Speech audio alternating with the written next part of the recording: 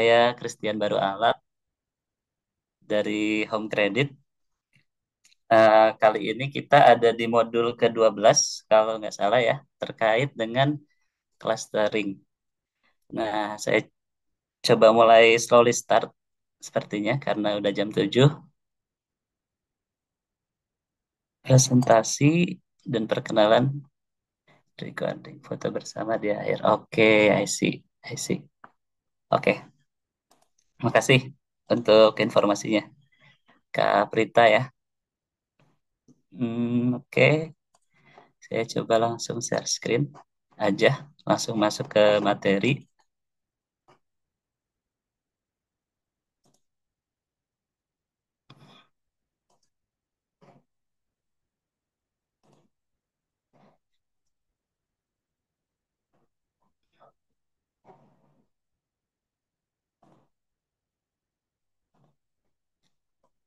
Oke, jadi materi malam ini akan terkait dengan clustering. Sebelumnya perkenalkan dulu, saya Christian Baru Alam dari Home Credit. So far, pengalaman saya ini 2 tahun di credit risk modeling di financial industry. Jadi kurang lebih seperti membuat scorecard dan bekerja sama dengan tim underwriting mostly. Lalu juga ada 2 tahun terkait dengan customer behavior analytic. Jadi mostly berkaitan dengan bagaimana behavior dari customer, bagaimana kita approach customer menggunakan data driven analytic seperti itu. Dan pendidikan saya lulus tahun 2019 jurusan matematika. Nah, kalau ada yang tertarik bisa silakan saling follow. LinkedIn-nya ada di link berikut ini. Oke, perkenalkan perkenalannya segitu aja. Kita langsung masuk ke materinya. Tapi sebelum saya bahas tentang clustering itu sendiri, mungkin teman-teman di sini udah ada bayangan sebelumnya ya. Kayak apa sih arti dari clustering itu? Mungkin untuk ngecek partisipasinya di sini, mungkin teman-teman boleh tulis satu atau dua patah kata. Clustering itu yang teman-teman bayangin selama ini apa sih? Atau kalian udah pernah pakai algoritma machine learning sebelumnya? Ini dari Kak Prita. Clustering itu pengelompokan. Ya, betul ya, pengelompokan. Ada yang punya pandangan lain? Mungkin bisa langsung bicara juga kalau mau.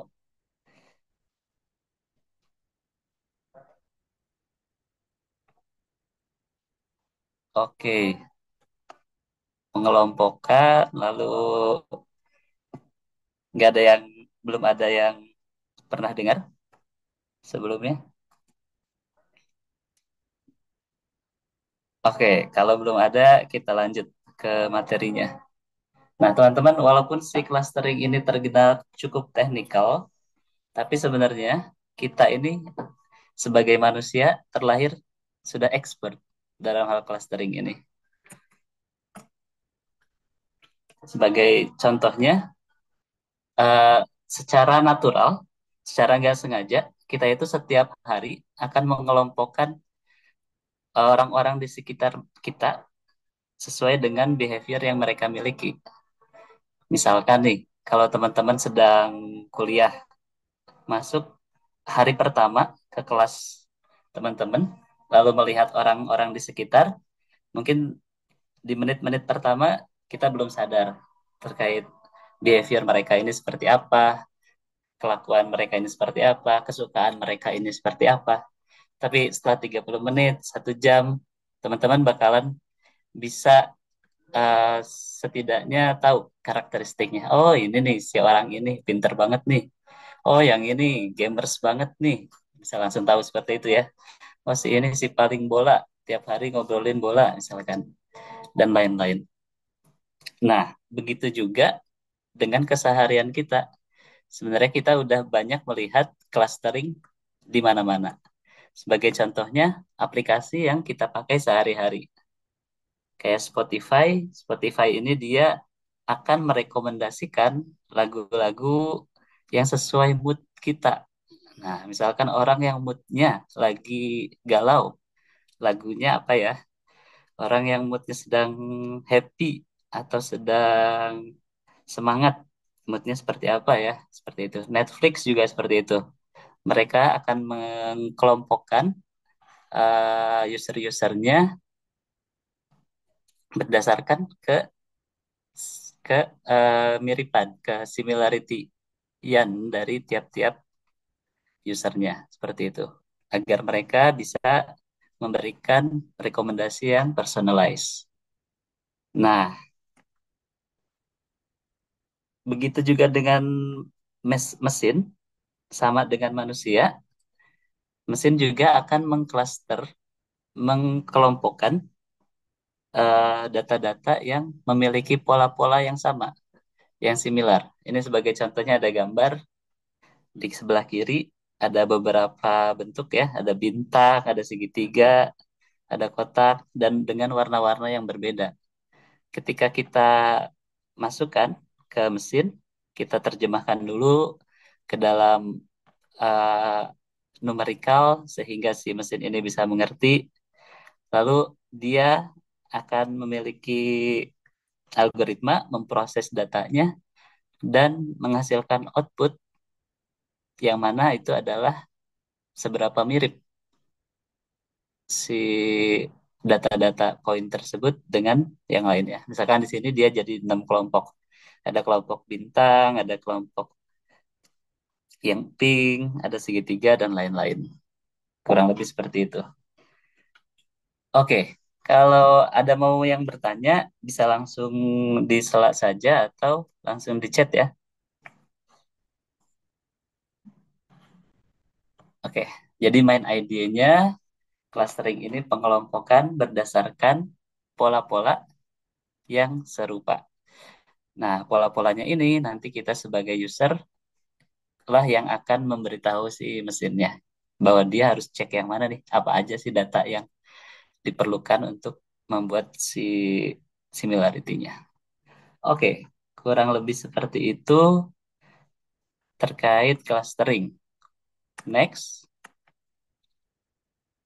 nextnya apa saja sih yang akan kita pelajari hari ini? Yang pertama, pasti dari definisinya dulu, definisi apa itu clustering secara machine learning atau di field data scientist. Jadi clustering ini sebuah teknik untuk melakukan grouping secara otomatis dari poin-poin data berdasarkan si pola dan similarity-nya. Tanpa kita memberitahu dia dulu labelnya. Jadi kita punya banyak data, kita nggak perlu kasih tahu dia labelnya itu. Dia ini data apa, dia ini termasuk klaster apa. Si mesinnya inilah yang akan mencari pola-pola kemiripannya. Seperti itu. Berbeda dengan klasifikasi ya. Kalau di klasifikasi, kalau di klasifikasi kita akan punya target kan. Sebelum untuk mentraining suatu data, kita perlu targetnya dulu, perlu predik apa, baru kita akan mentraining modelnya sesuai dengan behavior sebelumnya kayak gitu. Tapi kalau di clustering kita nggak perlu si uh, targetnya tersebut.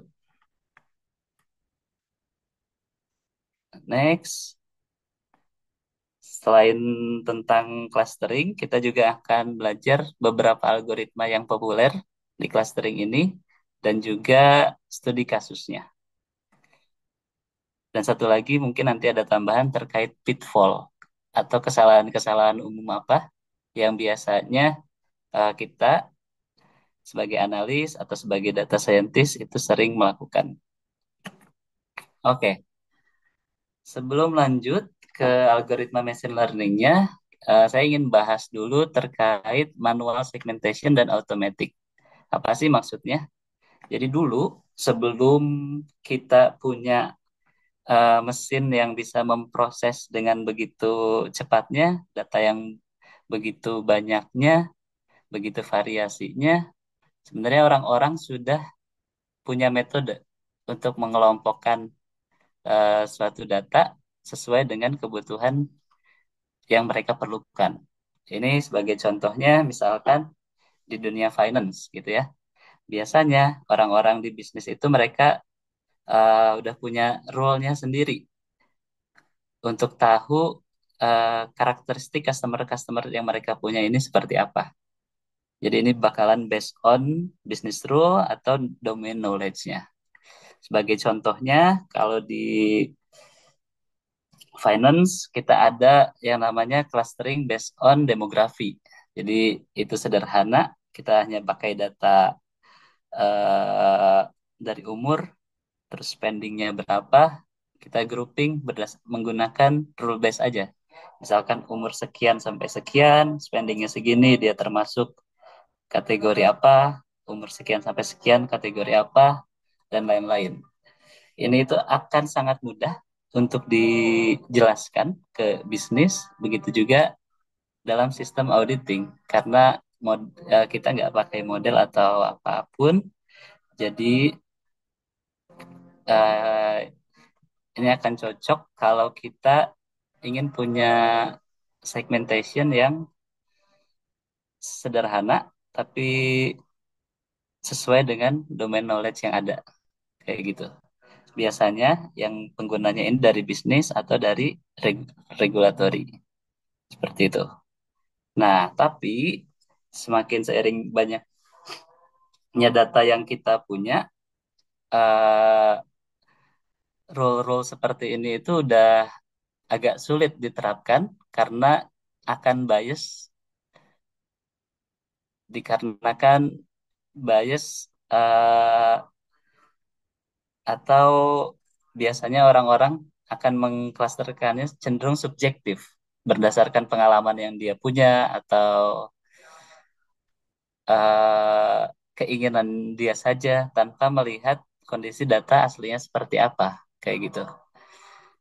Dan lagi, apalagi kalau datanya itu tidak bisa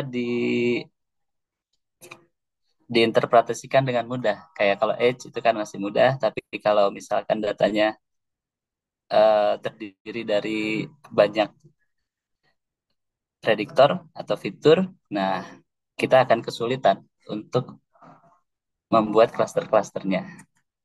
Nah, oleh karena itu, sekarang sudah semakin banyak algoritma-algoritma untuk melakukan clustering based on data, dan ini bisa untuk menjawab pola-pola yang lebih kompleks. Kita bisa melakukan eksperimen, eksplorasi, dan membuat decision atau pengelompokan based on datanya itu sendiri. Yang sekarang paling banyak digunakan ini oleh teman-teman di tim produk, marketing, atau di analytic teams. Nah, sebagai salah satu contohnya, dulu saya pernah membuat sebuah clustering terkait behavior orang-orang yang menggunakan pay letter.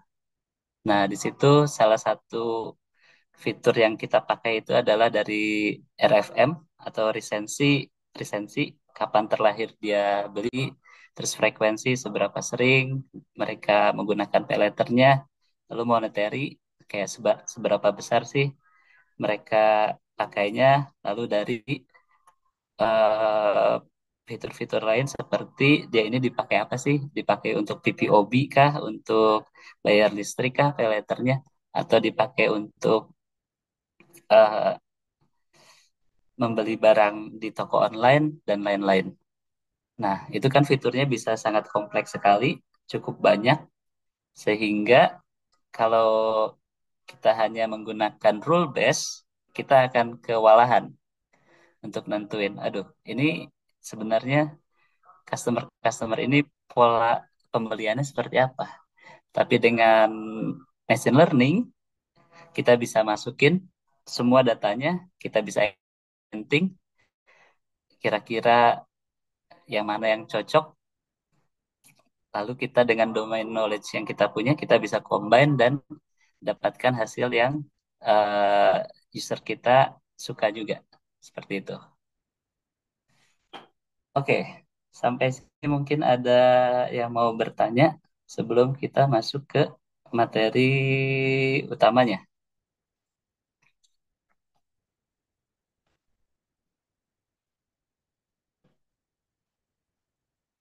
Oke, kalau nggak ada, kita bisa lanjut ya.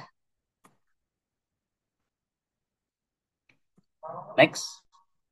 Nah, backbone dari clustering ini sendiri itu adalah distance atau jarak di antara data-data yang kita punya. Jadi teman-teman, em, ini mereka nggak bisa merasakan seperti yang kita sebagai manusia bisa rasakan gitu. Ketika kita lihat eh, orang-orang di sekitar kita, kita bisa dengan mudahnya mengelompokkan orang-orang tersebut. Atau ketika kita melihat makanan-makanan di meja favorit kita, kita bisa mengelompokkan dengan mudah hanya dengan sekali lihat. Kita tahu yang ini manis, yang ini asin, dan sebagainya. Tapi untuk mesin, bagaimana sih cara...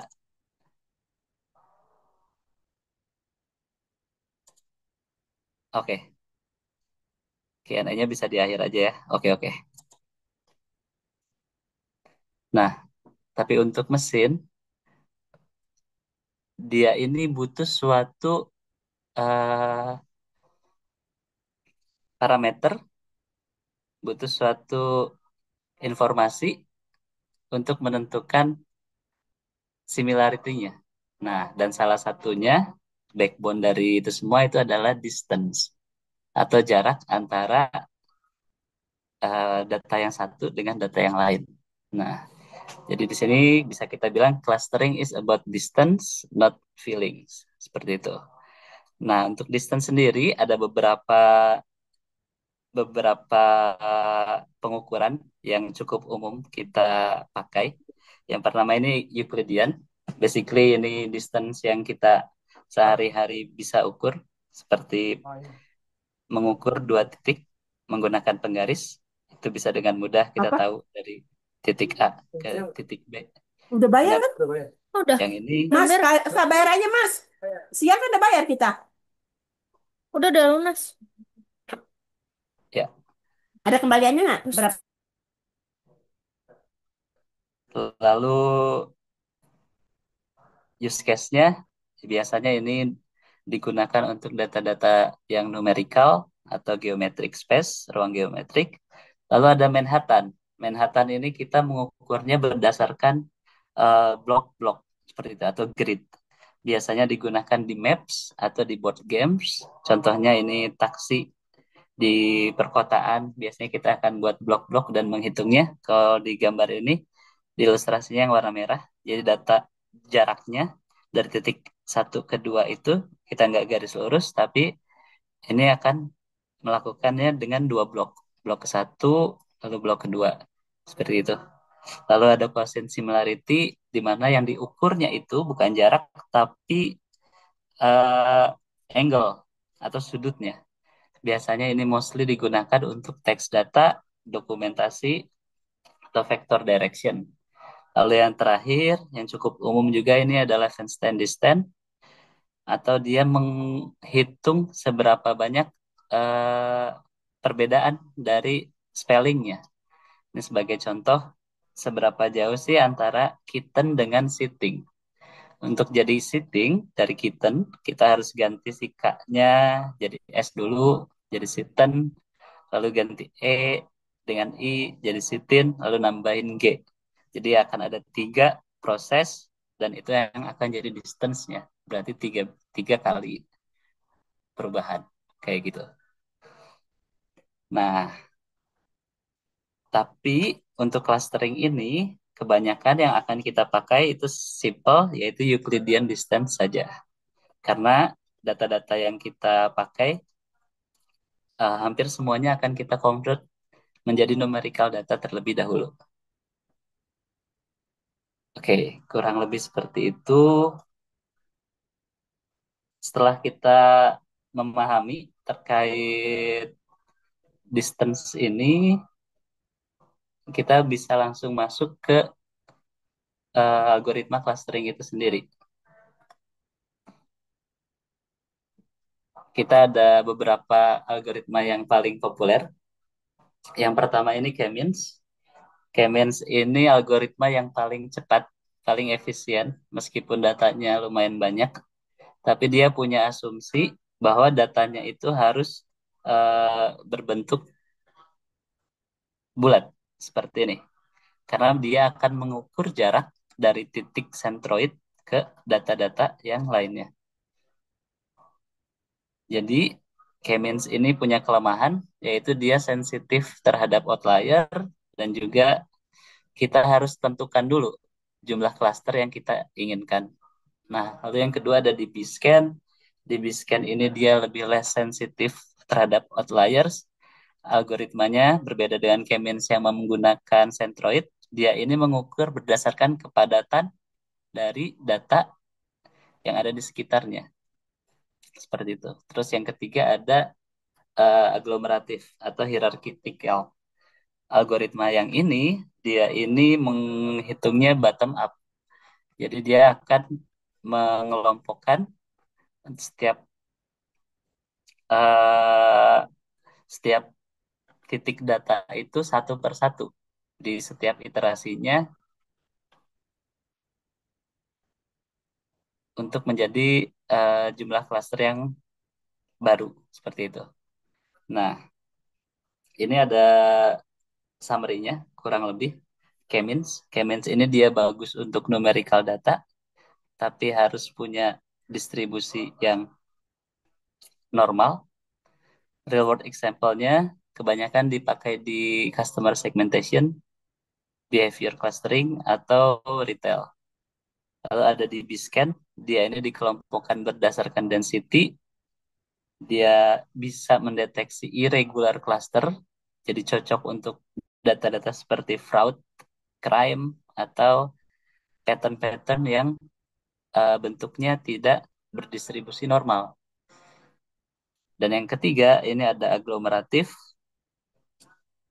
dia ini cocok kalau data yang kita punya ini datanya tidak terlalu banyak, dan apabila kita ingin mengeksplor atau EDA data yang kita punya, dan ini cocoknya untuk patient similarity, document grouping, dan lain-lain. Kurang lebih seperti itu, kita bisa langsung masuk lebih detail bagaimana sih si masing-masing algoritma ini bekerja. Yang pertama kita akan mulai dari aglomeratif clustering. Misalkan, misalkan saya punya data seperti ini. Jadi ada sederhana aja ya. Kita punya dua prediktor, prediktor nol dan prediktor satu. Saya nggak namain dulu. Nah, lalu ini ada value-nya. Kalau kita plot, jadi titik nol ini ada di 1,2, terus titik satu ini ada di 2,2, lalu titik si 2 ini ada di 5,5 ini ya, lalu 6,5 dan seterusnya. Nah, kita diminta untuk coba gimana sih clustering yang paling cocok untuk data seperti ini. Nah, yang pertama kita hitung yaitu menggunakan dendrogram. Dendrogram ini dia akan mengukur distance antara titik satu dengan titik yang lainnya dari yang paling dekat. Nah, jadi yang pertama dia akan bekerja dari si data nol dan data satu dulu. Karena dia yang paling dekat ya, dua titik ini. Nah, jadi asalnya kita ini punya satu 2 3 4 5 6 7 7 cluster, 7 poin. Jadi 7 poin ini awalnya ini ada di 7 cluster yang berbeda. Tapi setelah kita grouping satu per satu, kita grouping nol dengan satu, kita dapat cluster baru. Lalu kita grouping 2 dengan 3, karena dia paling dekat juga, kita dapat cluster baru. Lalu si 4 dengan 5, kita dapat cluster baru. Lalu cari lagi. Ternyata yang paling dekat adalah si grup ini, grup 01 dengan grup 23. Sehingga kita dapat cluster yang lebih besar.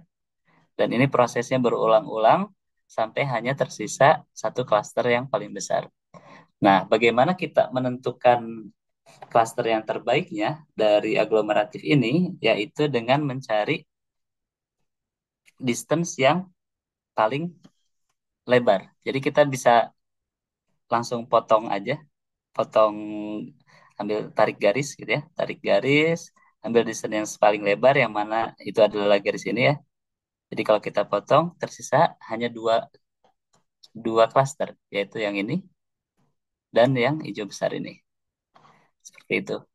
Sehingga kalau kita plot yang asalnya datanya seperti ini, sekarang kita cuma punya dua klaster, yaitu 0, 1, 2, 3 dia di klaster yang sama, dan 4, 5, 6 dia ada di klaster yang sama. Seperti itu.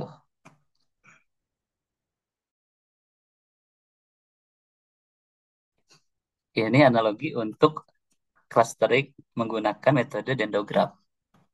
Nah, nextnya yaitu K-means. Di K-means, kita bergerak dengan cara menentukan terlebih dahulu berapa sih klaster yang kita inginkan. Kayak gitu. Jadi di iterasi satu, misalkan kita punya persebaran data seperti ini, kita pingin punya 3 klaster misalkan.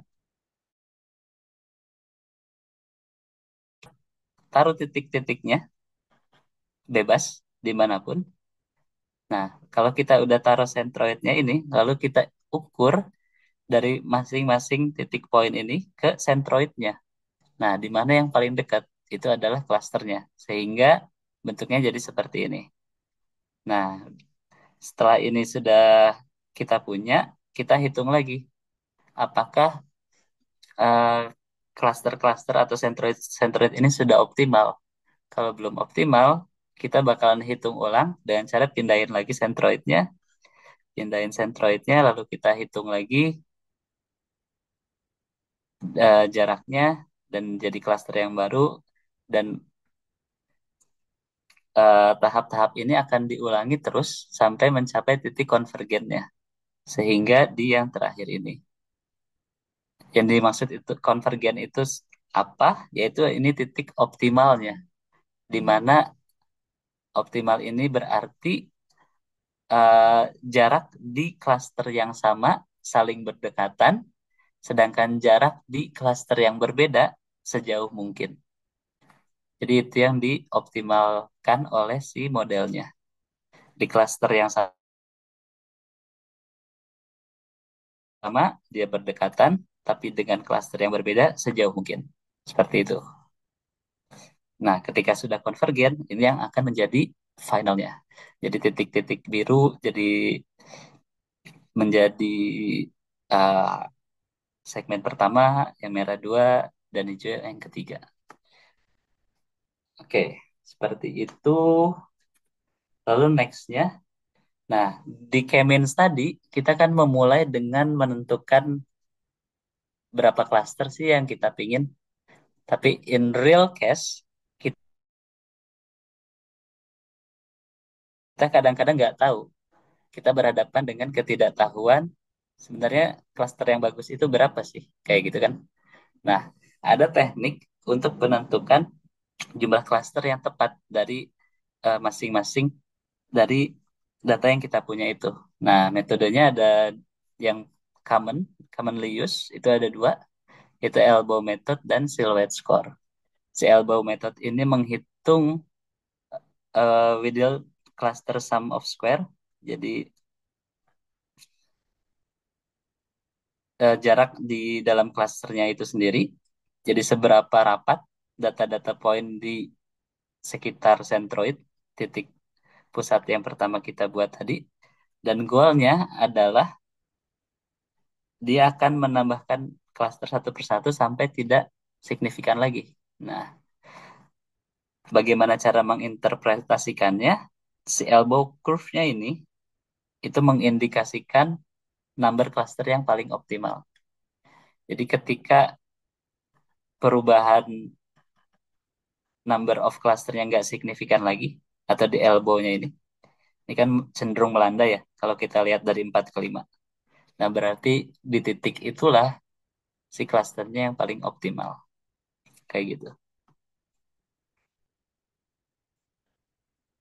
Lalu yang kedua ada silhouette score. Nah, silhouette score ini dia menghitung similarity di cluster yang sama dibandingkan dengan klaster yang lain. Nilainya akan berkisar antara satu minus satu sampai satu, di mana kalau nilainya nol berarti dia overlapping, kalau nilainya minus satu berarti kita mengklasterkannya salah, kayak gitu. Jadi kalau bisa sepositif mungkin mendekati satu. Goalnya kita harus tentukan jumlah klaster dengan average score siluetnya yang paling besar. Jadi kalau di sini kita lihat average silhouette yang di y-axis, number of clusternya yang di x-axis, ternyata dengan number of cluster 2 dia dapat silhouette score yang paling besar. Artinya dengan memilih jumlah cluster 2 kita bisa dapat model yang paling optimal. Jadi kalau di sini kita bikin dua titik dulu seperti itu, lalu dia dihitung jaraknya, dihitung klasternya yang mana saja, dan iterasinya dilanjutkan sampai konvergen. Seperti itu. Oke, itu terkait metric evaluation-nya. Kita sekarang akan coba langsung coding aja ya. Daripada berbingung-bingung mungkin dengan materinya, kita bisa langsung coba exercise. Ini saya udah punya data. Sebentar. Oke, oke. Jadi kita punya problem seperti ini. Ini adalah data terkait pelajar. Pelajar di mana kita diminta untuk mengelompokkan pelajar ini berdasarkan behavior dia dari jam berapa lama dia belajar, lalu berapa lama dia nonton Netflix, berapa lama dia tidur, dan berapa lama dia olahraga. Seperti itu. Ini datanya kita coba run dulu ya. Bentukannya seperti apa. Dari datanya dulu, read datanya, dan ini ada ID, ada berapa lama dia belajar, dari 0 sampai 24 jam untuk semuanya. Berapa lama dia main Netflix, tidur, dan olahraga. Setelah itu, kita akan tahap pertama dari tahap paling basic. Ini bisa dibilang hampir semua pekerjaan data scientist harus melakukannya, yaitu EDA dan remove outlier-nya. Nah, yang paling mudah kita bisa langsung pakai IQR, kita remove outlier-nya. Mungkin teman-teman juga udah belajar di model sebelumnya. Kita run, dan si outlier-nya nanti kita remove apabila ada, lalu kita standarkan. Ya, ada pertanyaan sepertinya. Di collab-nya belum muncul, Kak. Oh, belum muncul. Maaf, Nah, maaf. sekalian minta linknya juga ya, Kak. Oke, oke. Makasih, Kak. Kasih ya, Kak Rita, Kak Usman. Aku coba share lagi.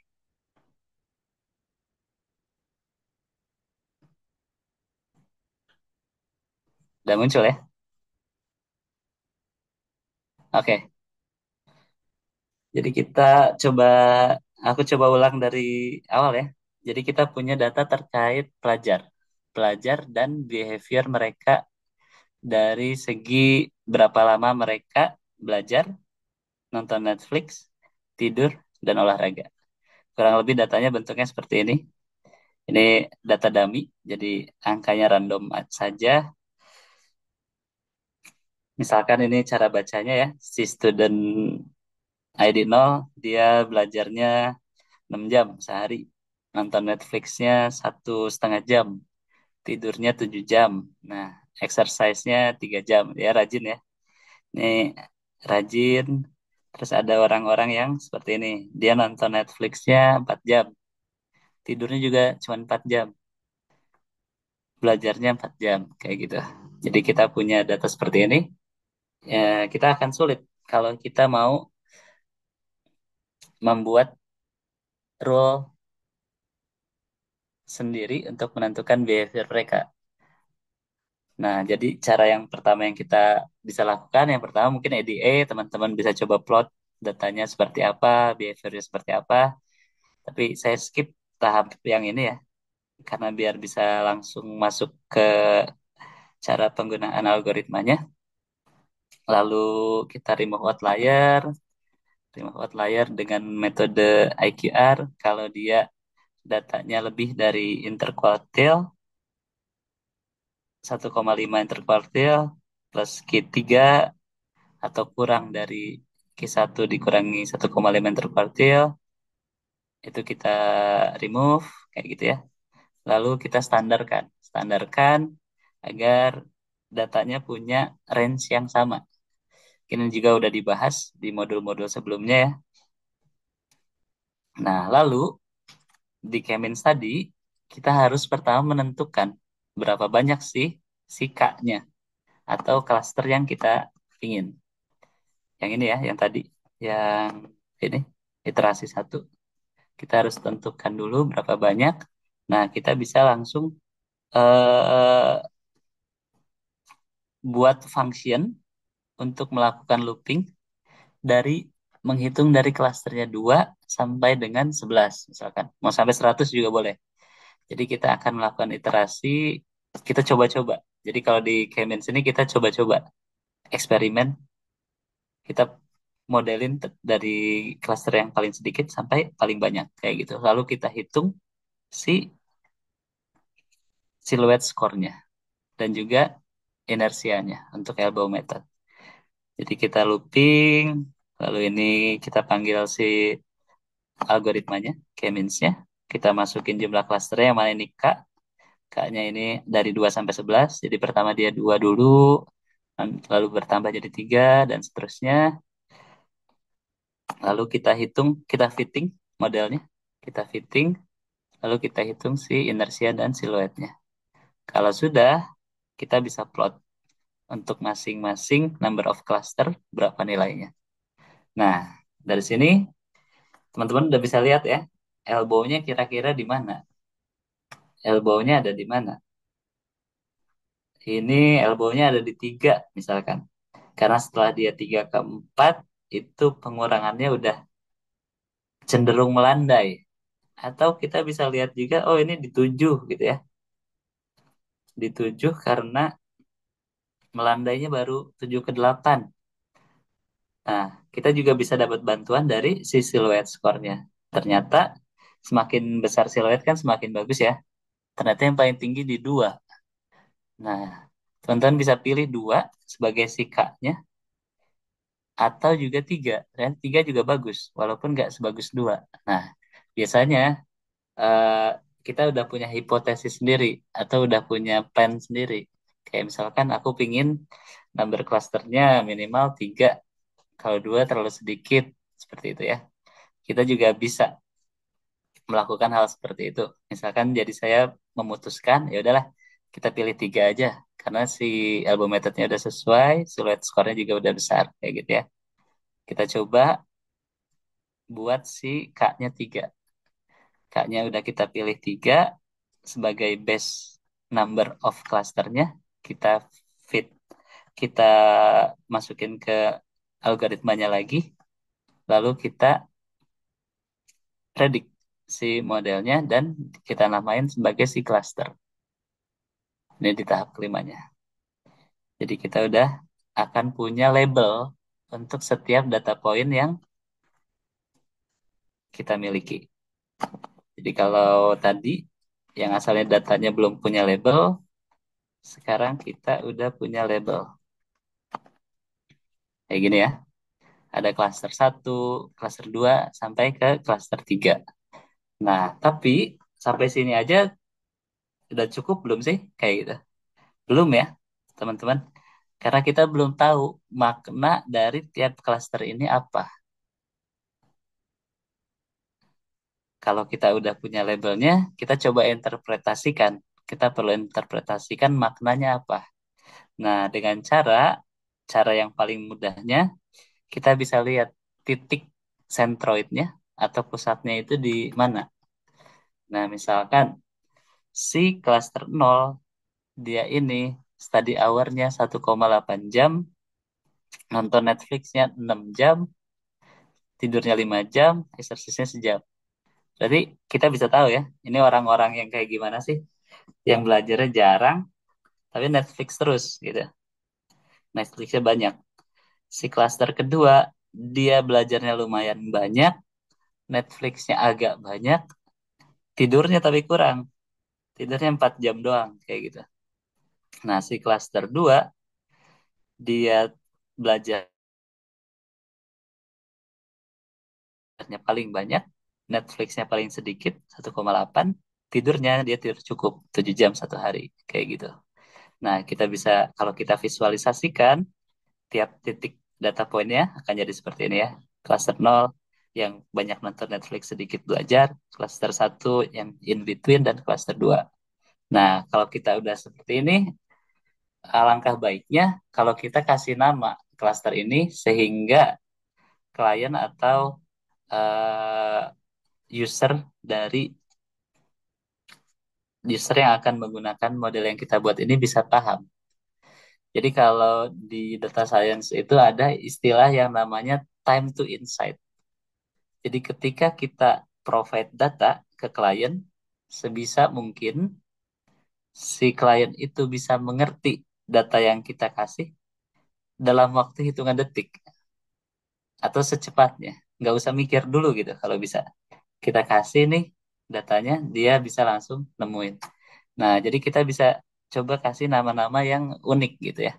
Kalau di clustering, misalkan yang nol, kita kasih nama si procrastinator.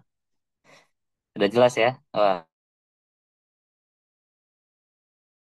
pasti dia ini yang kalau mau ujian Hamin satu baru belajar. Si satu si night owl. Nah ini si tukang begadang. Si waktu tidurnya paling dikit. Dan yang kedua dia si balance receiver misalkan kayak gitu. Ini contoh aja ya, contoh naming. Nah kalau kita udah punya namingnya seperti ini, baru kita bisa lihat proporsinya. Nah, proporsinya ternyata 32% mahasiswa ini procrastinator, 34% si night owl, dan 32% yang balance. Kayak gitu. Kurang lebih seperti itu untuk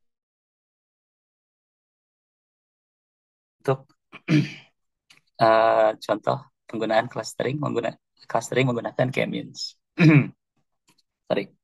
Nah, lalu kita juga bisa coba kalau pakai dendrogram, gimana sih hasilnya? Nah, kita coba dendrogram ya. Dendrogram, kita panggil si klasternya aglomeratif dari modul sklearn. Lalu di dendrogram ini cara kita menghitung matriksnya memakai yang namanya linkage. Linkage ini isinya adalah matriks um, n min 1 kali 4, n min 1 kali 4, n min 1 kali 4, di mana Cn ini jumlah poin data kita. Misalkan kalau tadi ada berapa ya? Ada 89 gitu ya. Berarti nanti link edge-nya ini isinya ada 88 data dikali 4. Si 4-nya ini isinya adalah link edge. Kita panggil, wait, belum di run ya. Link. Nah, isinya adalah step untuk membuat dendrogramnya. Jadi ini dia ngeclusterin data 17 dengan data 24 dengan jarak 0,9 sehingga terbentuk dua klaster baru kayak gitu.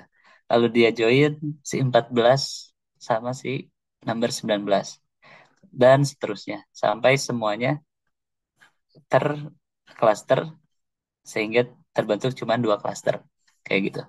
Kalau ingat di PPT yang tadi yang gambar hierarki ya, di diagram itu.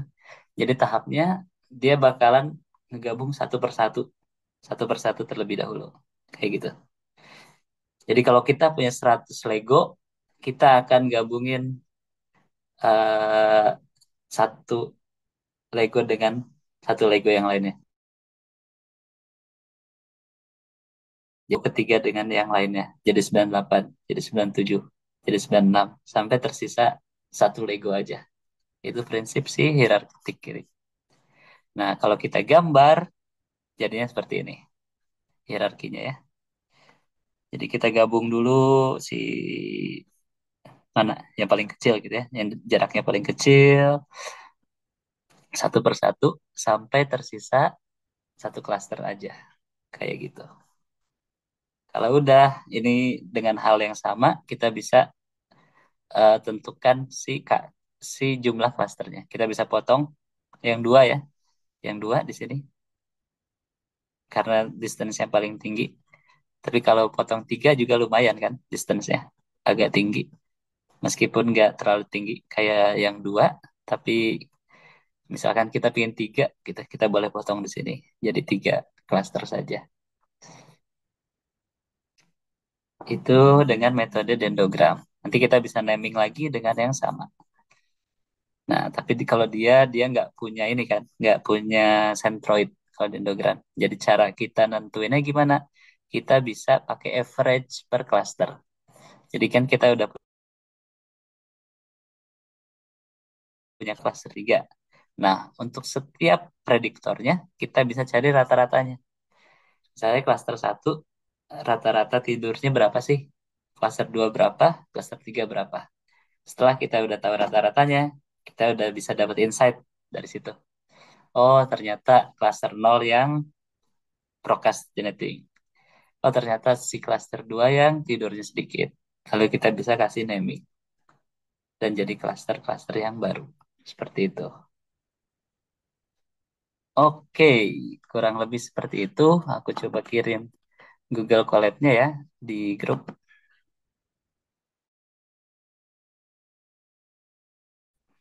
di chat, sorry maksudnya. Ini udah kirim. Oke, untuk sesi codingnya seperti itu saja. Saya kayaknya harus sharing ulang ya kalau ke slide. Eh, Oke, nah sebenarnya itu materi terakhir dan yang mau coba aku bahas itu terkait pitfallnya yang umum terjadi ketika kita melakukan clustering. Yang pertama, commonly mistake itu adalah penentuan jumlah klasternya. Biasanya kebanyakan orang akan cenderung punya hipotesis di awal dulu, lalu mereka nentuin klasternya tanpa melakukan analisis atau menggunakan si elbow method atau silhouette score-nya. Seperti itu. Yang kedua, biasanya orang-orang lupa untuk meng-scale datanya seperti dahulu karena seperti yang kita ketahui si Kemens ini punya asumsi bahwa distribusinya harus normal, lalu setiap prediktor dia di treatment sama. Jadi kalau range antar datanya yang satu dengan yang lain yang berbeda, hasilnya akan bias. Jadi harus ada di range yang sama terlebih dahulu untuk si Kemens. Terus yang ketiga, dia memilih algoritma yang salah. Misalkan kita tahu nih, datanya adalah data fraud, yang mana itu bentuknya random, tidak spiral seperti itu. Nah, kalau kita pakai K-means, yang mana sangat tidak kurang baik, yang kurang baik untuk mendeteksi outliers dan lain-lain, eh, model yang kita dapatkan juga bisa meaningless. Nah, yang terakhir yaitu misinterpreting. Nah, eh, karena klasternya ini, misalkan kita udah dapat klasternya ini udah saling terpisah, belum tentu si klaster-klasternya ini punya makna yang berbeda. Misalkan, kalau si Kemins tadi punya centroid yang saling mirip satu dengan yang lainnya gitu ya. Nah, bisa jadi tidak ada maknanya. Atau kita dapat task untuk membuat clustering dari apa ya, demografi customer gitu. Tapi kita tidak bisa memisahkan orang-orang yang sesuai kebutuhan bisnis. Misalkan bisnisnya pengen nentuin orang-orang yang berdasarkan umur dan juga digital savviness gitu. Tapi kita nggak pakai data-data atau informasi seperti penggunaan mobile phone, penggunaan e-banking dan lain-lain. Kita nggak pakai itu. Kita bisa jadi dapat datanya, tapi belum tentu insightful. Karena yang dibutuhkan harus sesuai dengan yang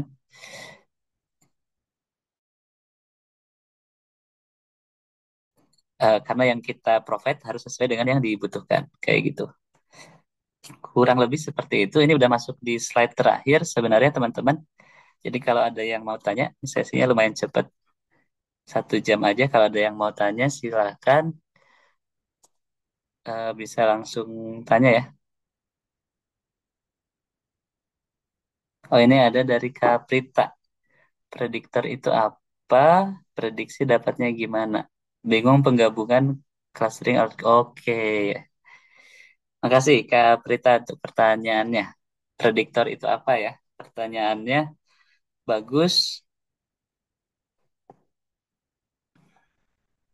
Pertanyaannya bagus. Lalu ada dari kamu fit. Kamu fit clustering hyperparameternya seperti apa? Oke. Hyperparameternya nanti saya akan coba show di collab-nya. Ada lagi yang mau bertanya?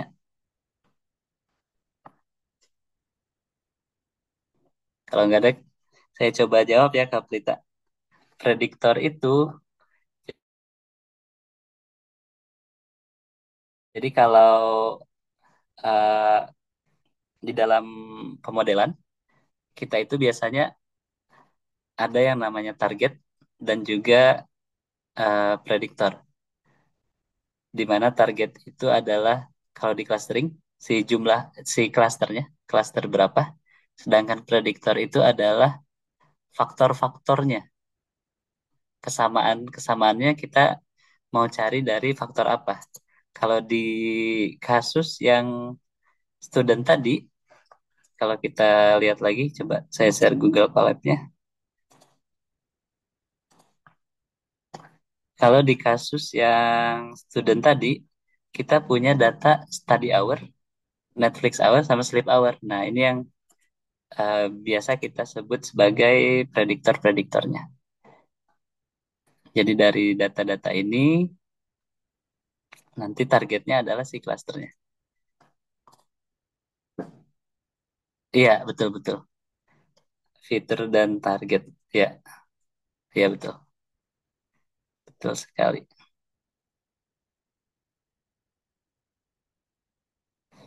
Hasil clustering net all tadi bisa ya bisa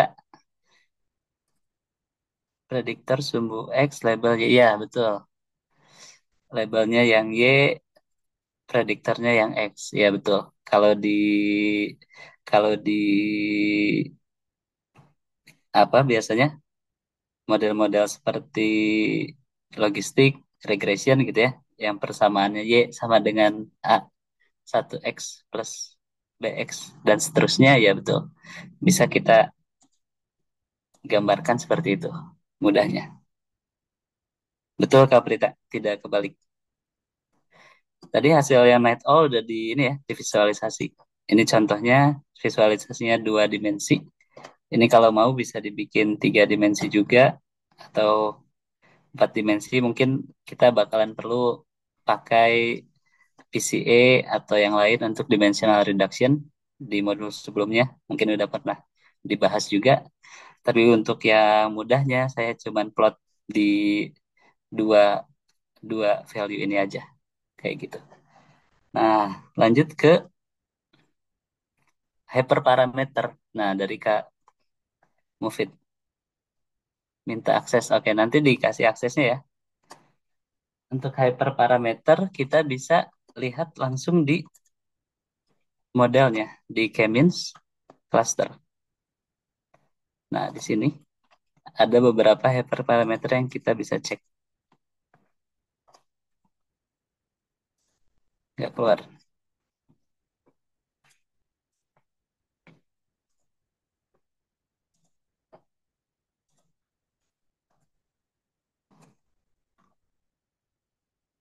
Nah, Di sini ada iterasi.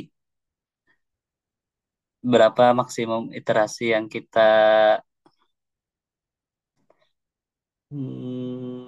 bisa punya.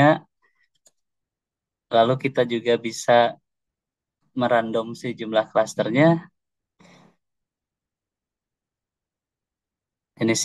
Inisiasi numbernya kita bisa ganti dengan random tanpa menentukan kayak gitu ya. Lalu ada apa lagi? Yang common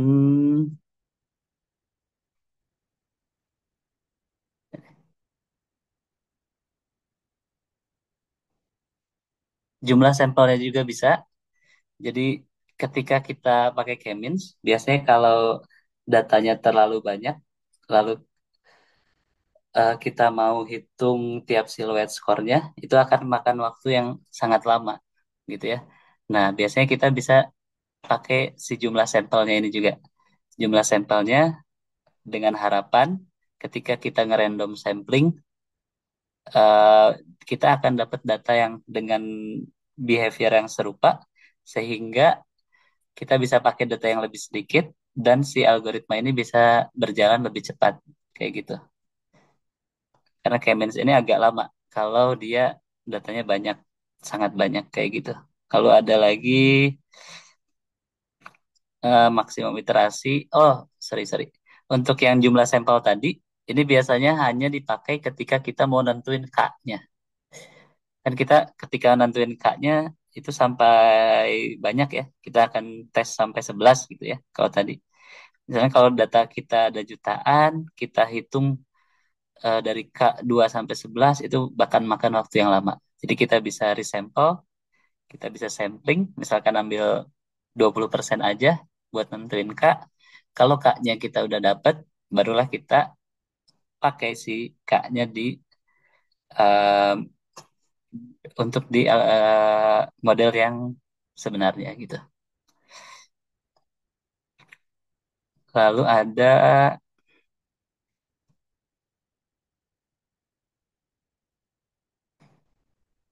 lagi yang common ya, mini batch.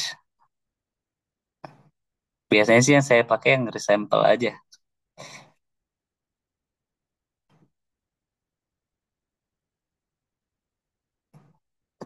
Mungkin apakah menjawab Kak Mufid? Nanti saya coba cari lagi ya. Biasanya yang cara samplingnya gimana? Nah, cara samplingnya di Kemins ini dia udah ngasih ini ya Kak Almanda, udah kasih fitur di sini. Jadi kita bisa langsung masukin number of sampelnya aja.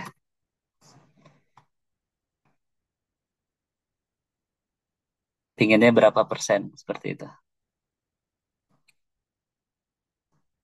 Bisa otomatis.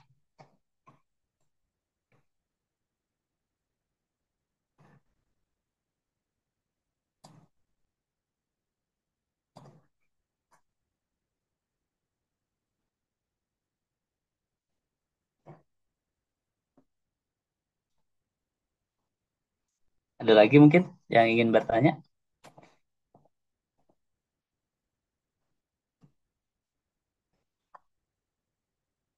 Samplingnya benar-benar random sampling kah itu? Iya, tapi kalau mau kita pastiin sendiri, mungkin kita bisa ngesampling sendiri ya. Misalkan kita ada asumsi pingin disampling tapi distribusi di region atau areanya merata gitu. Meskipun kita ngerandom itu mostly dia bakalan punya distribusi yang sama ya, namanya juga ngerandom. Tapi kalau kita pingin make sure dulu, itu juga boleh.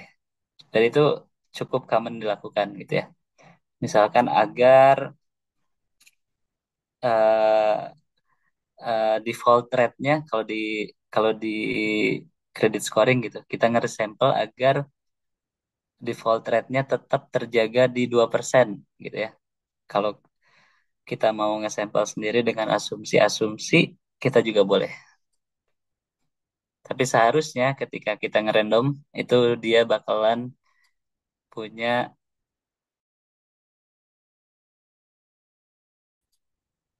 distribusi yang otomatis sama. Ada lagi?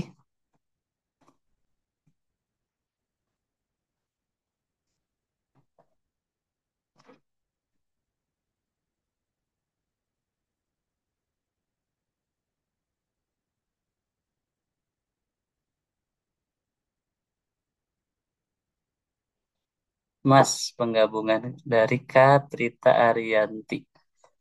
Mas, penggabungan clustering aglomeratif dengan apa?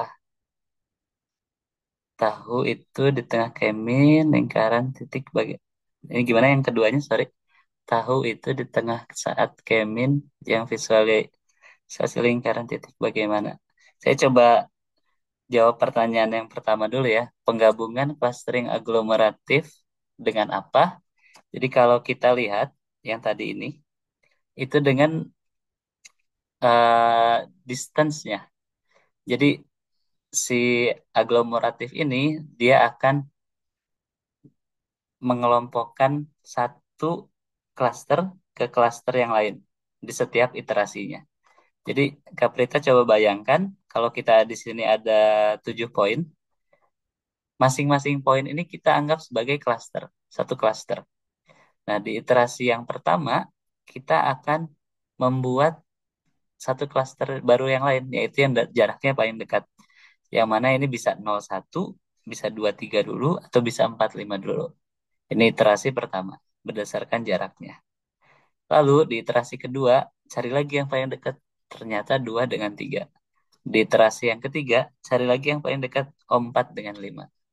Di iterasi yang keempat, cari lagi yang dekat, berarti 6 dengan si klaster baru 4,5. Kayak gitu. Dan ini diulang-ulang terus sampai jadi hanya 2 klaster aja.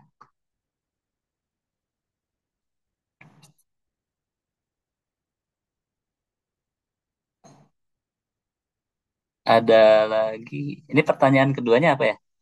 Tahu itu di tengah saat K-means yang visualisasi lingkaran titik bagaimana? Boleh dielaborate lagi untuk pertanyaan yang keduanya?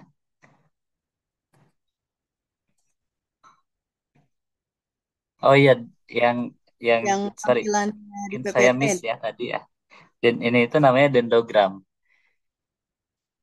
Cara kita memvisualisasikan ini kita namain dendrogram gitu. Di aglomeratif kita nggak pakai centroid kayak di K-means, tapi pakai dendrogram ini. Iya betul, kalau Amanda satu iterasi dia akan membuat satu klaster baru. Jadi bayangkannya tadi Lego tadi. Kita pertama punya 100 Lego, kita treat 100 Lego itu as 100 cluster, lalu setiap iterasi kita akan gabungin satu persatu. Jadi 99, jadi 98, dan sampai tinggal satu. Terus tadi Kak Jafar, kalau case antar fitur hubungannya nonlinear. Itu tips buat clusteringnya bagaimana? Apakah ada treatment khusus? Antar fitur hubungannya nonlinear. Kalau antar fitur sebenarnya asumsi dari yang K-means itu adalah dia distribusinya normal dan tidak ada korelasi antara fitur satu dan fitur yang lain. Jadi kalau ada hubungan yang nonlinear, sebenarnya kalau di K-means nggak apa-apa. Berbeda dengan di classification. Kalau di classification kan kita harus antara target dengan prediktornya. Kalau kita menggunakan suatu algoritma, itu kita harus mentransformasikannya dulu kan. Kalau di sini, asalkan kita udah standardize setiap prediktor, itu sebenarnya nggak apa-apa. Jadi range value-nya udah sama antar tiap prediktor, kita udah bisa pakai si K-means. Dan asalkan dia nggak saling berkolerasi, itu nggak apa-apa. Jadi asumsi K-means itu dia distribusinya normal within prediktornya itu ya.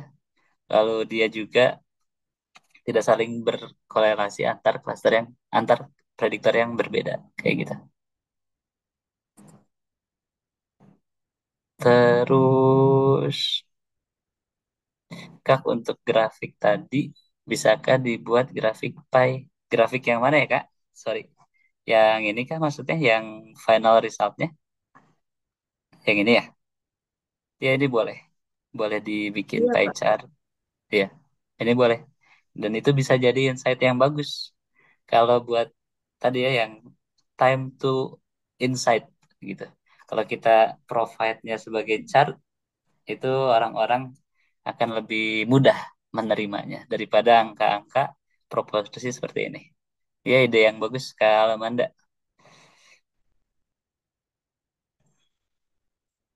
Satu iterasi ini udah dijawab tadi ya.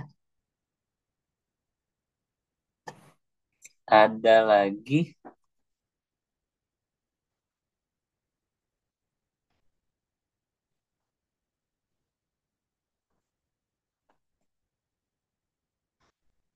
Kak tadi di Biscan memang tidak dibahas atau saya terlewat. Oh, di Biscan saya belum buat materinya sebenarnya.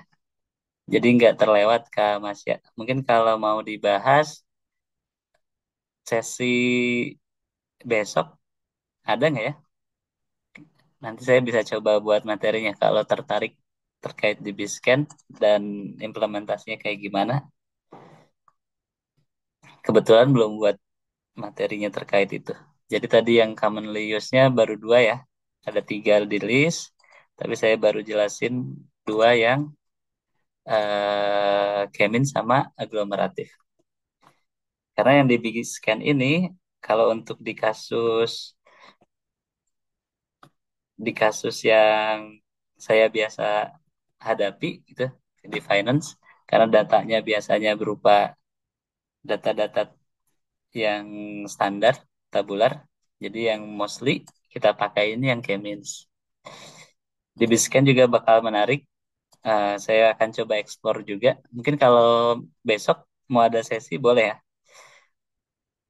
Kalau ada yang tertarik, mungkin besok saya coba bahas di Biscan kali.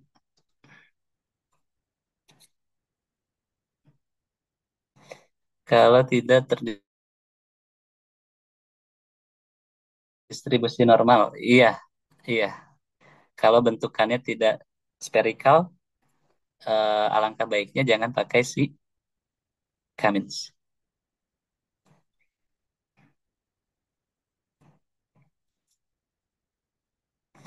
Jadi perbedaan antara clustering dengan classification seperti apa? Oke, perbedaan clustering dengan classification.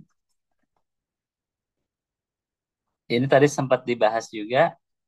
Jadi kalau diklasifikasi, idenya kita itu udah punya targetnya, Kak Usman.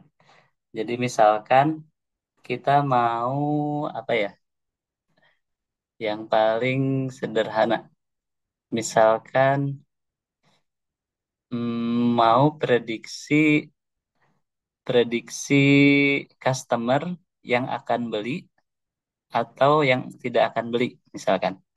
Nah, di data collection-nya kita berarti butuh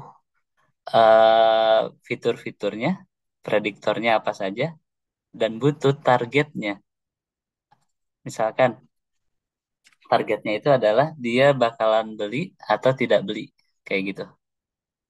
Nah, dari data-data itu kita bisa training model kita, ajarin model kita untuk mengetahui customer yang mau beli ini karakteristiknya seperti apa sih, yang nggak beli itu karakteristiknya seperti apa sih, kayak gitu kan. Misalkan yang beli itu adalah kalau dia udah sering klik-klik aplikasinya sampai lebih dari 5 kali gitu. Nah, dia cenderung beli, kayak gitu kan. Nanti ketika kita apply modelnya untuk prediksi customer yang akan beli, kita bisa pakai fitur-fitur yang seperti itu. Nah, tapi kalau si segmentasi, si clustering ini dia termasuk unsupervised. Jadi kita nggak butuh training menggunakan labelnya, tapi kita yang tentukan nanti labelnya dia ini apa, kayak gitu.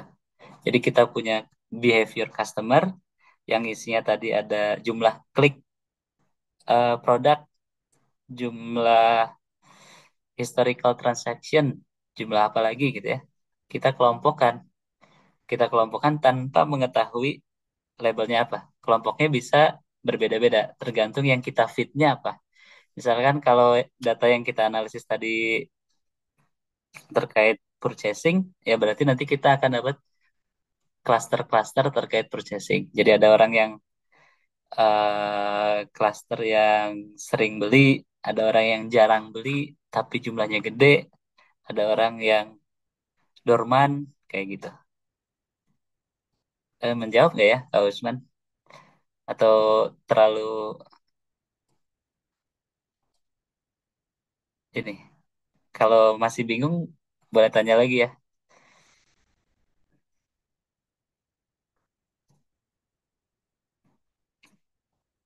Iya, berarti pakai DB-Scan. Iya, untuk data-data yang cenderung banyak outlier dan bentuknya vertikal itu pakai DB-Scan. Nah, saya juga perlu explore untuk itu. Jadi mungkin besok mungkin boleh kalau mau adain sesi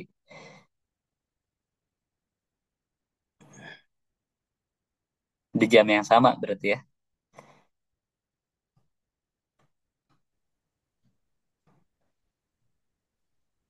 Ada lagi yang mau tanya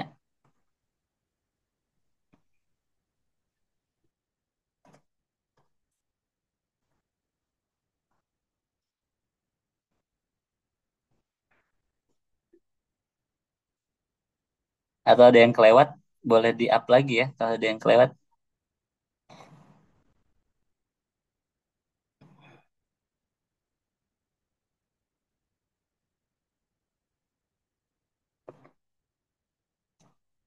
Kalau di Biscan tuh kurang lebih kalau kita plot tadi gambarnya kayak gini nih.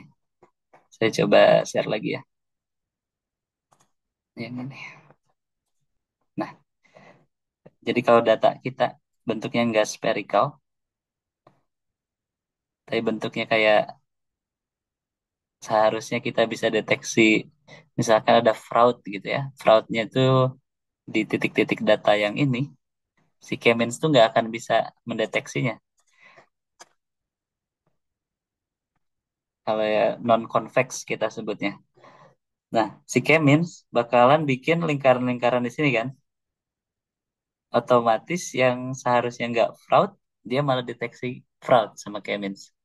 Nah, kalau di Biscan, dia bisa lihat dari density-nya.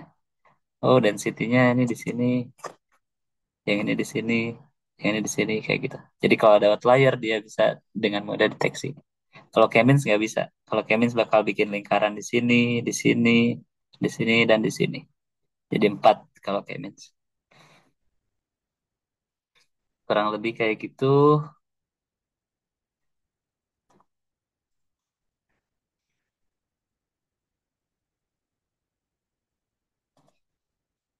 Apa tetap hapus outlier? Pertanyaan yang bagus.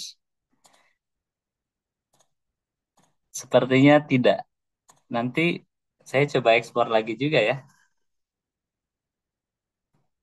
karena cukup jarang pakai, atau biarin aja. Nah, justru biasanya si DB-Scan ini kita pakai untuk data-data yang behaviornya tidak ini, tidak natural, banyak outlier, terus persebarannya tidak spherical kayak gitu. Jadi kayaknya tidak perlu di remove. Nanti saya coba pelajari lagi juga. Mungkin di sesi besok kita belajar bareng terkait yang di Biscan ya.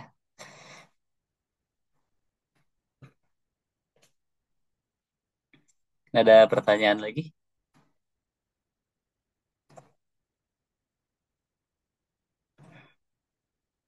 Oke, sama-sama ke Alamanda. Mas Christian. Ya, Nah, ini yang di slide ini loh, yang Kamin situ kan tengahnya ada hitam. Itu yes. targetnya atau yang luarnya itu datanya? Kan Oke, biasanya kan kalau di yang jauh itu kan outlier, yang ya, orange sama biru ya. ya. Kalau di layar saya, nah itu yang tengah itu targetnya atau bagaimana ya tadi? Yang sebagai Nah, acuannya tadi apa sih? Centroid. Prediktor ya? Iya sentralnya itu ya apa tadi itu istilahnya? Ya, Terima ya. kasih. Dapetnya Jadi itu yang, gimana gitu? ya. Nah, Terima jadi yang kasih. titik tengah itu dia adalah centroidnya. Dapatnya gimana? Kita pertama-tama pilih secara random. Nah, jadi itu yang kita masukin ke model adalah jumlah. Nah, saya coba ambil contoh yang di sini ya, Kak. Kasih apa tadi ya? Maaf, lupa namanya. Ke, oke, ke Prita ya. Nah, jadi ketika kita modeling clustering, saya maksudnya K-means, tahap pertama kan kita nentuin si clusternya mau berapa. Misalkan mau tiga. Nah, mau tiga, centroidnya di mana? Nah, ini tuh kita pilihnya random. Si modelnya ini bakalan naruh centroid itu acak pertama-tamanya. Jadi kalau kita lihat yang hitam ini, sebelumnya dia nggak ada di dua titik ini. Bisa aja di sini dan di sini gitu ya. Di titik yang berdekatan bisa aja. Karena dia random dulu. Dia random, lalu dihitung distance-nya, apakah sudah konvergen atau belum, sudah optimal atau belum. Yang mana tadi konvergen itu artinya apakah antar cluster sudah sangat dekat dan dengan cluster yang lain sudah sangat jauh, sudah memenuhi atau belum. Kalau belum, si centroidnya ini nanti akan digeser, digeser, digeser, digeser sampai optimal, sampai jadi yang konvergen ini. Kalau udah konvergen artinya dia udah nggak bisa dapet eh segmen yang lebih baik lagi dari ini, kayak gitu. Errornya udah paling kecil, udah paling minimal. Mas, maaf. Kalau random, iya betul. Oh, Jadi ketika inisiasi, si model ini tuh bergerak dengan cara naruh dimanapun, bebas. Mau di sini, di sini, di sini, boleh. Di sini, di sini, di sini, boleh. Tapi ketika dilakukan iterasi, centroidnya digeser-geser ke titik yang errornya lebih kecil. Nah, sampai si errornya itu konvergen, dia bakalan berhenti. Kayak gitu. Sampai dapet titik yang paling optimal. Betul. Centroidnya random dulu. Tapi ketika kita implementasi, kita sebenarnya nggak akan mikirin itu ya, karena itu ber, berlakunya di belakang layar. Kita cukup panggil aja sebenarnya. Kalau realnya, ya udah panggil aja model K-means-nya, dia yang bakal ngasih centroid paling optimalnya secara langsung. Kita nggak perlu nentuin mau taruh di mana gitu. Dia otomatis random.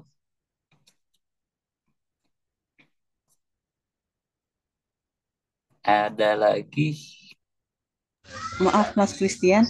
Berarti ya? Centroid itu K-nya ya?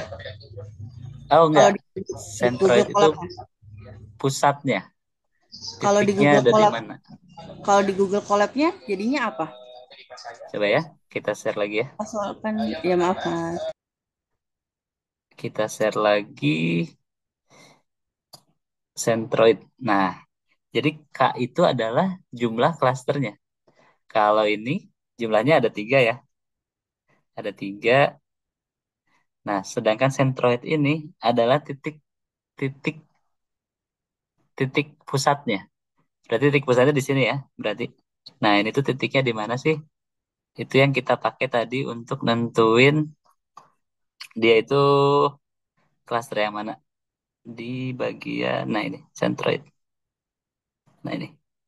Jadi cluster 0, centroidnya itu di 1,8, Netflix hour 6,2, sleep hour 5. Kalau kita plot ya, titik 0 kan ini itu study hour. Study hournya 1,8 di sini, Netflix hournya 6,2 di sini. Centroidnya di sini. Jadi dia itu titik pusatnya, Kak. Titik pusatnya. Titik koordinat ya Eh, Mas ya. iya, betul. Titik Titik koordinat koordinat antara yang menjadi pusat dari klasternya. Kan klasternya ada tiga nih.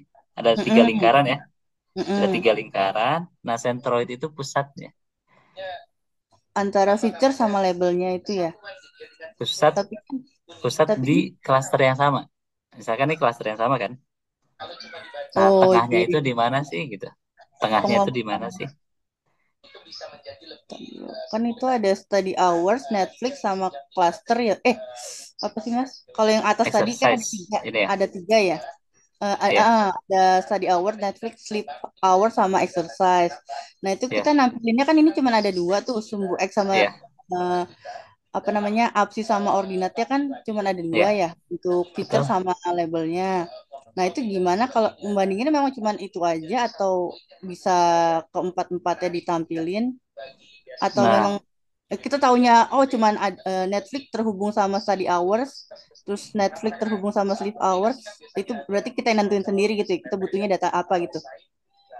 Kalau nah Mas kalau Sofian kan ya, nampilinnya Netflix sama study hours aja ya. ya betul.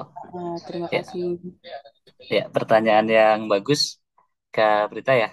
Jadi kalau ini kenapa saya cuma nampil ini sebenarnya cuma buat mempermudah aja.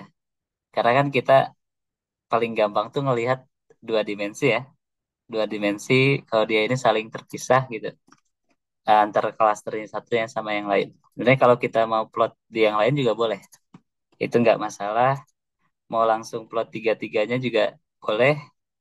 Atau langsung empat-empatnya. Tapi karena kita ini kan terbatas untuk bisa lihat paling tiga dimensi aja. Jadi kalau mau empat, biasanya bakalan perlu dimensional reduction. Jadi di reduce dulu jadi tiga atau jadi dua baru bisa kita plot.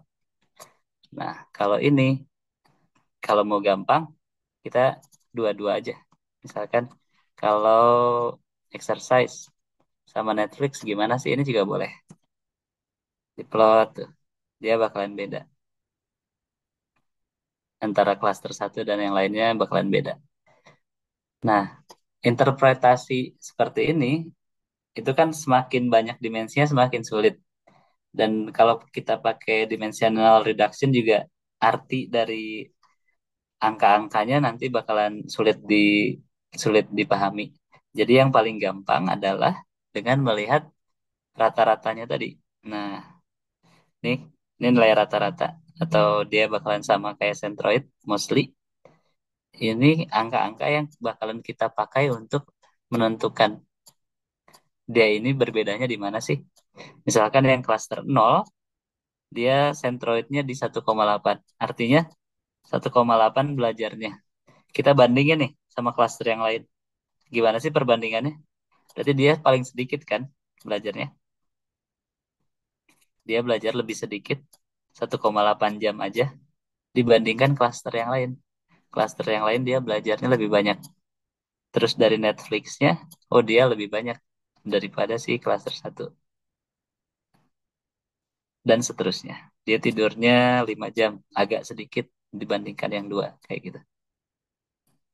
Jadi karena kita nggak bisa ngelihat empat dimensi, jadi paling mudah cara interpretasinya lihat dari average di within cluster atau dari centroidnya, kayak gitu. Tapi kalau mau diplot tiga dimensi masih bisa lah gitu ya. Nanti ada tiga, ada z aksis gitu ke sini, itu bisa.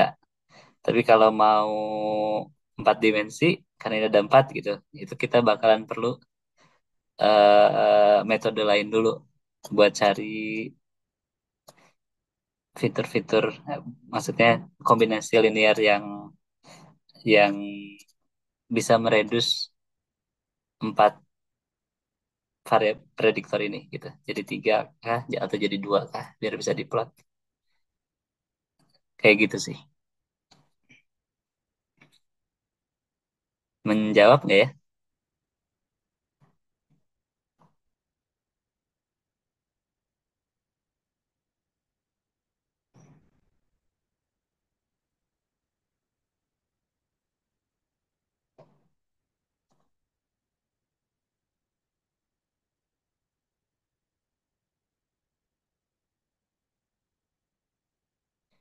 visualisasi untuk 4 fitur. Nah, ini kita bisa pakai PCA, bisa pakai PCA. Kayaknya udah pernah dibahas ya di pertemuan sebelumnya nggak? Kalau belum, saya coba contohin. Kita pakai PCA.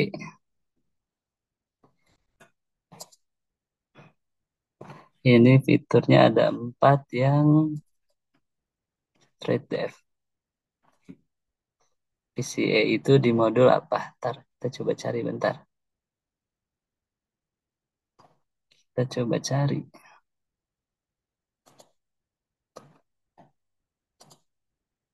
Ntar ya.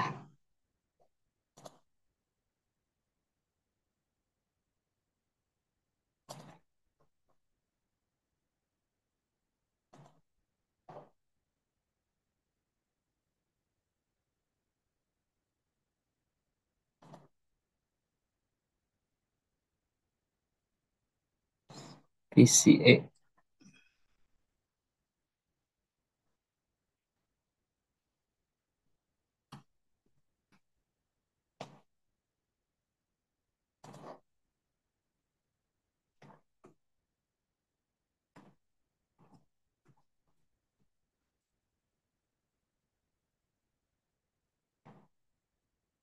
Kira ada yang mau tanya dulu sambil saya coba cari karena agak lupa. Perlu refresh lagi.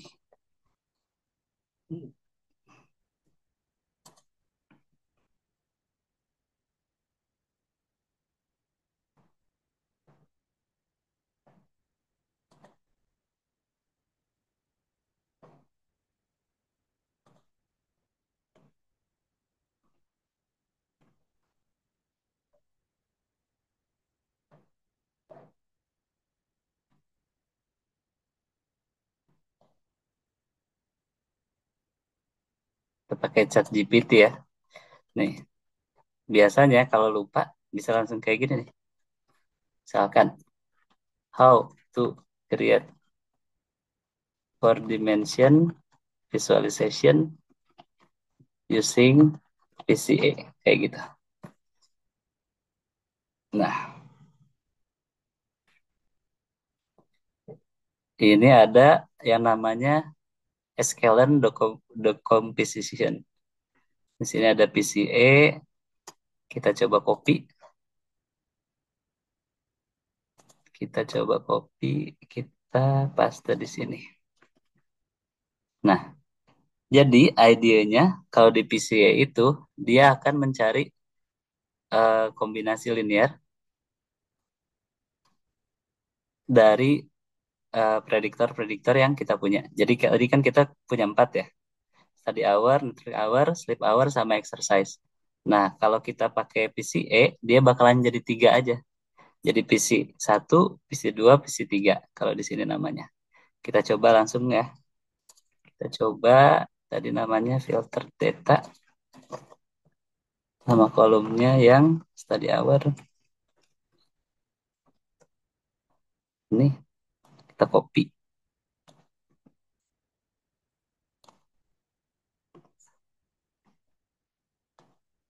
Ini ya.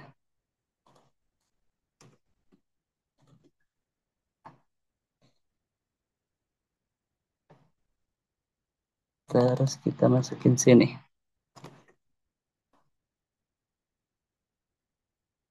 Ini ada filter data belum dikurungi.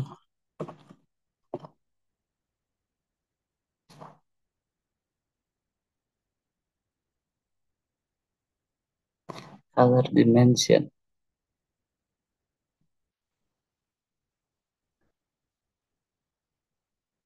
PCE1 add for variable.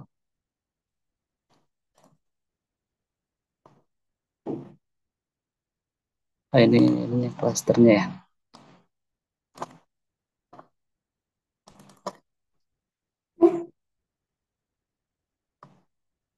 CDF.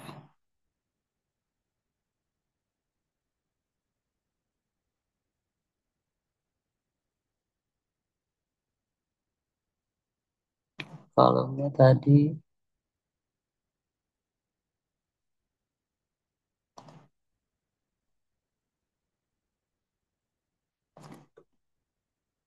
Coba. Nah, ini kalau kita pakai VCA. Nah, kita bisa plot empat tadi, empat prediktor tadi secara langsung, tapi jadinya tiga dimensi.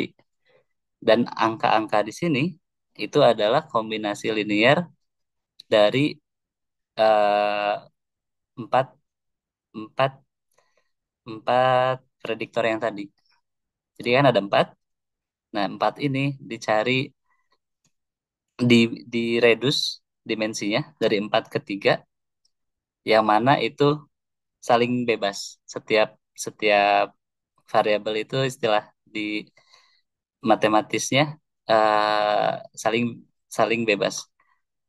Nah, kalau udah kayak gitu, kita baru bisa plot. Karena plot empat dimensi itu kan nggak mungkin ya. Kita manusia terbatas untuk melihat sampai di tiga dimensi aja gitu. Kayak gitu. Tapi jadi artinya agak agak sulit diinterpretasi. Si PC satu ini -6 itu apa sih artinya gitu. Ini kan sulit kita artikan. Tapi kita bisa melihatnya sebagai gambar di ruang tiga dimensi. Yang mana ini kita bisa lihat klasternya udah terpisah kayak gitu. Nah, kalau mau melihat yang lebih mudah diinterpretasi, kita lihatnya di dua dimensi. Kayak lebih jelas kayak gitu. Ini nol berarti dia tadinya 0 jam, satu dia tadinya 1 jam, kayak gitu. Jadi ini pilihan aja sih. Kalau ingin melihat empat harus diredus dulu, tapi agak sulit diinterpretasi. Kalau kita plotnya dua-dua, dia bisa langsung kita interpretasi. Itu sih.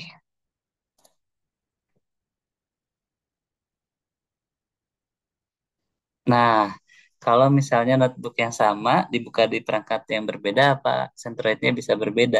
Nah, ini bisa. Jadi kalau karena kita setiap ngeran itu ke random ya, ke random. Kalau kita nggak put random state di ketika kita fitting model, mana? Ketika kita fitting model. Fit. Nah, di sini, sini. Ketika kita fitting model, nah random state-nya nggak kita state, dia eh, akan cenderung menaruh centroidnya di bukan centroidnya sorry labelnya di yang berbeda kayak gitu. Jadi bisa aja si nol ini bukan bukan di yang si study hour 1,8 tapi si nol yang 5, si satu yang 3, si 2 yang 1,8 itu bisa jadi ketukar-tukar. Tapi at the end kita bakalan labelin ini lagi kan sendiri. Jadi at the end hasilnya bakalan sama. Tapi urutannya bisa berubah. Centroid itu min nggak selalu, tapi bakalan mirip dekat dengan minnya. Dia itu titik pusatnya tadi, titik tengahnya. Apakah dia min? Belum tentu. Kan rata-rata bisa skew ke kanan atau ke kiri gitu ya. Tapi dia bakalan hampir mirip lah dengan minnya. Ada lagi, Kaprita mungkin udah menjawab belum ya tadi? Yang visual 4 fitur kenapa tidak dilakukan? Ini ya,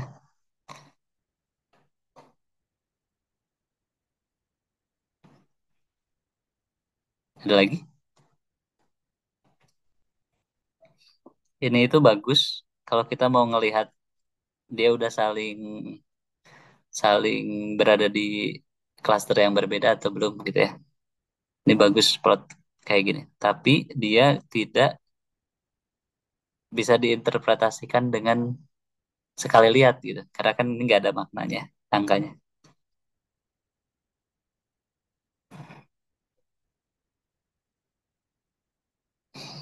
Pakai grafik lain. So far yang paling common itu pakai tekniknya yang dimensional reduction. Jadi memang harus dibuat ke tiga dimensi dulu sih.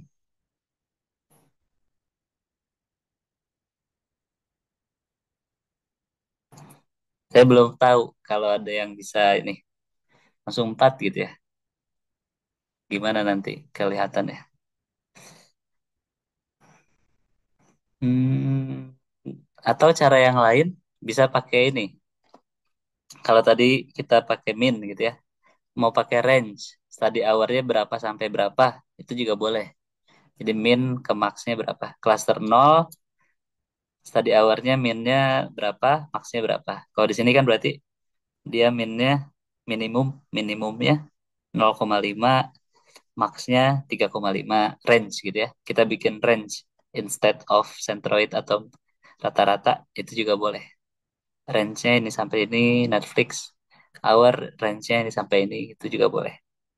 Tapi kalau untuk divisualisasi, saya nggak tahu sih metode metode yang lebih menjawab pertanyaannya Kak Alamanda gitu ya.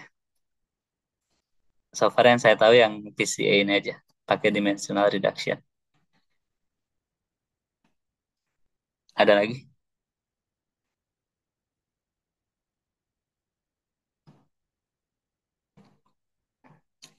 Sesi yang dimensional reduction itu udah pernah belum ya? Atau di next session?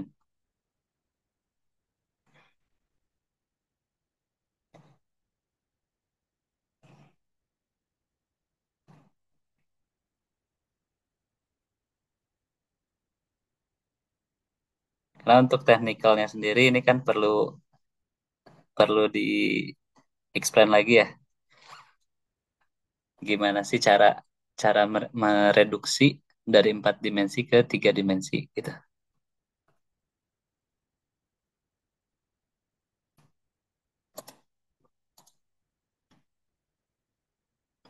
Ada lagi?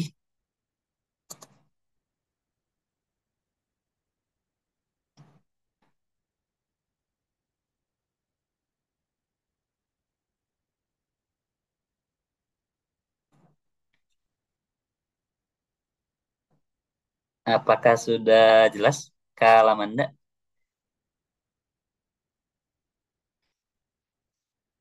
Kalau saya nanti nemu jawaban yang lebih menjawab, mungkin besok ya. Kita coba, saya coba jawab.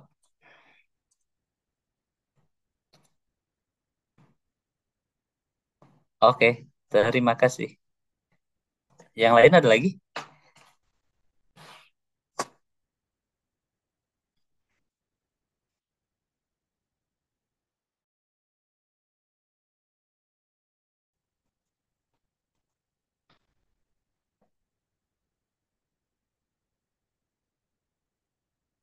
Ada yang kelewat nggak ya?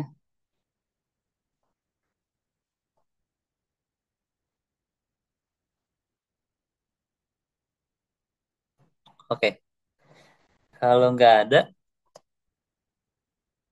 saya coba hitung sampai 5 kali ya. Kalau nggak ada, mungkin kita bisa akhiri lebih awal sesi kali ini. Sesi besok kita coba bahas terkait di Biscan atau mungkin ada topik lain yang teman-teman pengen coba pelajari. Nanti kita coba belajar bareng ya. Bisa ditaruh di komen atau misalkan ada, saya nggak tahu, kalian dapat kayak tas yang perlu dikerjain atau enggak sih gitu ya. Dan ingin coba ditanya, itu juga boleh. Sesi besok kita bakalan hands on terkait di Biscan. Oke, kalau nggak ada saya hitung sampai 5. Satu, dua, tiga, empat. Uh, saya tutup sesi kali ini. Terima kasih teman-teman yang udah hadir, yang udah berpartisipasi, mendengarkan, yang udah nanya juga. Semoga pelajarannya bisa, sesi ini bisa membantu memahami terkait data science. Dimensional reduction dibahas juga, Kak. Oh, berarti belum pernah dapet ya sesi yang ini ya, dimensional reduction. Oke, boleh, boleh, boleh.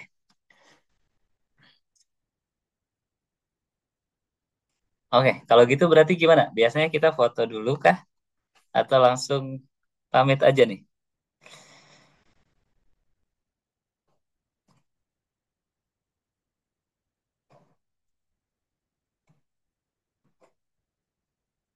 Foto gimana?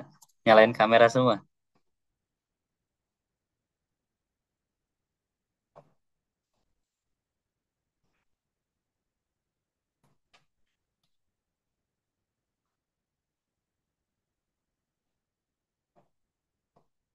Izin gak nyalain? Oke, yang nggak bisa nggak apa-apa. Nanti yang foto siapa? Teman-teman yang foto kan?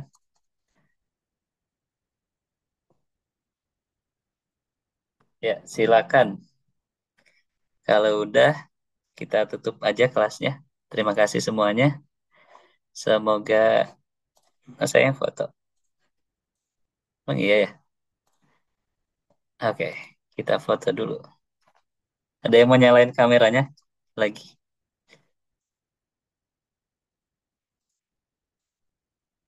Oke, satu, dua, tiga, cheese. Naik kamera ya, coba. Sama screenshot. Oke, satu, dua, tiga. Oke, makasih teman-teman semuanya. Selamat malam. Sampai jumpa di sesi selanjutnya. Terima kasih, Kak.